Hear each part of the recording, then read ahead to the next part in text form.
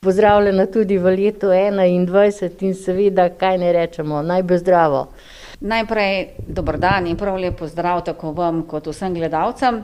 Seveda si vsi želimo predvsem veliko zdravja, tako da tudi jaz želim vam vsem zdravja, sreče, prijetnih trenutkov, dobrih ljudi. Skratka, naj bo leto 2021 tako, kot mora biti normalno leto. Ste z optimizmom stopili v letu 2021 v knjižnicah? Tako je. V leto 2021 gledamo z velikimi očmi, z velikimi pričakovanji.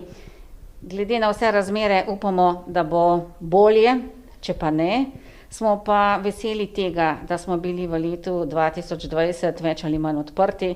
Torej vsi naši obiskovalci so prišli lahko v knjižnico, seveda ob upoštevanju vseh ukrepov, so šli lahko med police, so si sami izbrali knjige in že to, da nam je to omogočeno v letu 2021, se nam zdi čudovito. Naj bo tako čim dlje.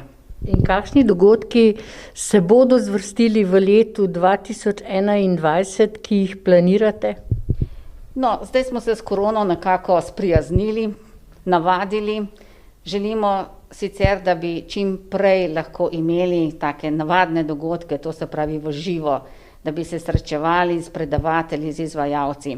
Ampak korona je tukaj, razmere so take, kot so, tako da mi načrtujemo nadaljevanje našega programa preko spleta.